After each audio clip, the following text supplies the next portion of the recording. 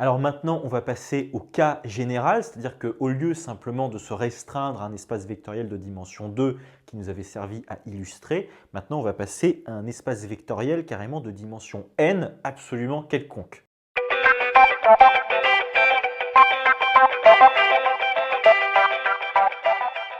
Et donc, votre espace vectoriel, ça peut tout à fait être un espace vectoriel de matrice, de suite, de tout ce que vous voulez. Je vais juste prendre un espace vectoriel quelconque de dimension n. Donc voilà, c'est pour le premier point. Je prends un espace vectoriel de dimension finie, évidemment, et je vais prendre maintenant deux bases, B et B' de ce même espace vectoriel. Donc voilà, j'ai pris B et B' qui sont deux bases différentes de ce même espace vectoriel E. Donc maintenant, ce qu'il faut savoir, c'est que la matrice de passage qui nous permet du coup de passer de la base B à la base B', c'est la matrice de la famille B', de tous les vecteurs qui sont ici, dans la base B. Voilà, c'est ça qu'il faut savoir. La matrice de passage de B à B', c'est la matrice de B' dans B. Et comme on l'a dit, qu'est-ce que c'est en fait? Cette matrice, ça n'est ni plus ni moins que les coordonnées de toute cette famille de vecteurs-là que vous avez exprimées dans cette base-là, dans la base B de départ. Donc voilà, votre matrice P, elle va ressembler à ça. C'est une matrice qui va comporter combien de colonnes?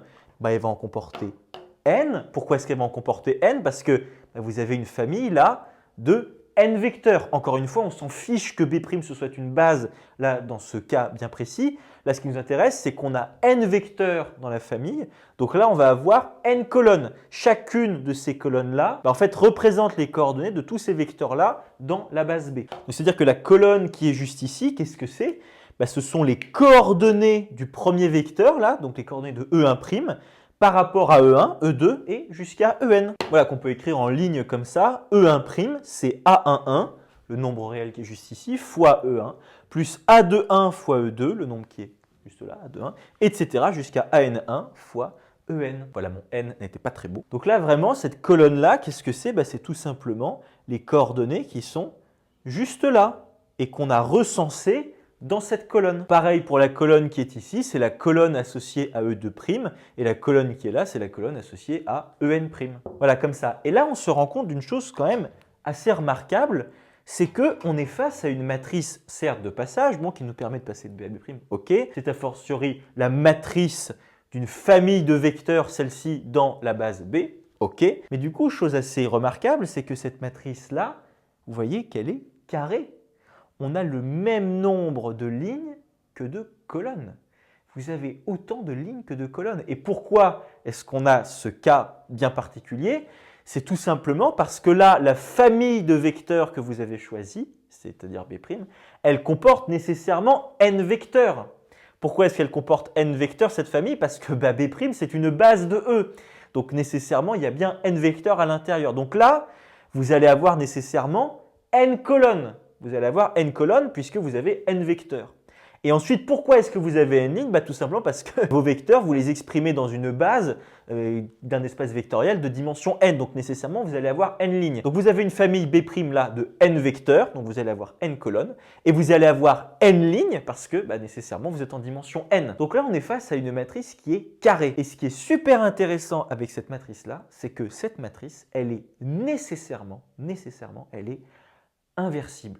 Cette matrice-là, elle est nécessairement inversible. Toute matrice de passage est nécessairement inversible et il se trouve que P-1, donc l'inverse de P, c'est la matrice de passage de B' à B. Ouais. Et en fait, c'est complètement logique quand on y réfléchit. Pourquoi? Parce que en fait, la matrice de passage, elle nous permet de faire quoi?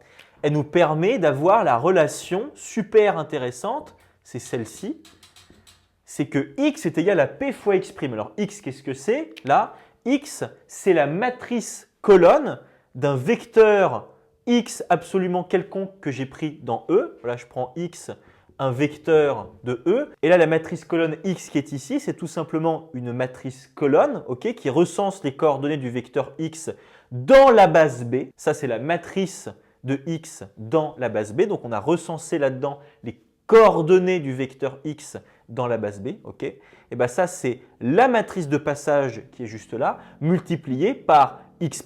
Et qu'est-ce que c'est que x'? C'est la matrice colonne du vecteur x, mais dans la base B'. On s'en souvient, on avait vu l'exemple juste avant. Ça, c'est super important. X est égal à p fois x'. Avec x et x', qui sont des vecteurs colonnes, qui sont les coordonnées d'un même vecteur x de E, ok, mais dans les deux bases différentes, la x dans B et la x' dans B'. Ok. Et donc je disais nécessairement P est inversible, et en fait c'est logique quand on y pense, parce que regardez, si P est inversible, c'est-à-dire que P-1 existe, et si vous multipliez là par P-1 par la gauche, vous allez avoir P-1 fois x est égal à P-1 fois P fois x'.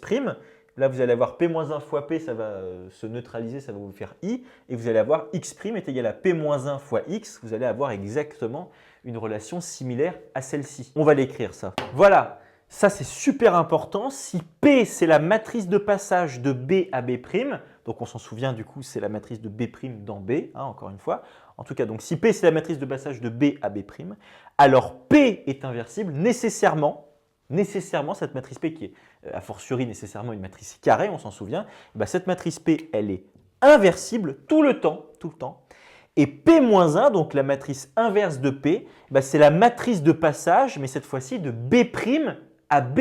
C'est-à-dire qu'en gros, vous avez ce schéma-là. Pour passer de B à B', vous avez la matrice de passage P, et pour passer de B' à B, vous appliquez tout simplement la matrice P-1, qui est la matrice de passage de B' à B, tout simplement. Et comme je le disais, c'est assez logique, parce que quand on se réfère à la formule qui est juste ici, qui dit que voilà, x est égal à P fois x', donc nécessairement, moi je sais que P est inversible, donc ça veut dire que P-1 existe, donc si P-1 existe, j'ai le droit de multiplier là par exemple par la gauche par P-1. Donc voilà, j'ai multiplié là et là par P-1 par la gauche. Donc on a bien P-1 fois x est égal à P-1 fois P fois x'.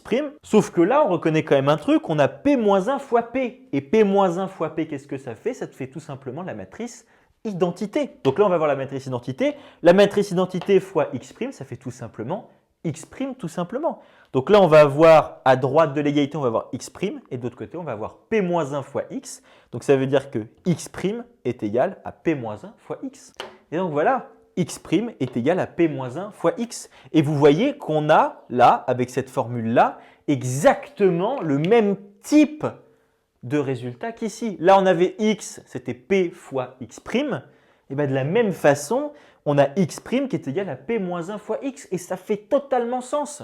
C'est-à-dire que pour passer de x à x' ou de x' à x, etc., enfin comme vous voulez, mais en fait, ce que vous faites, c'est que vous passez tout simplement d'une base B à une base B' grâce à une matrice de passage ou à son inverse. Et vous switchez soit dans un sens, soit dans l'autre, tout simplement.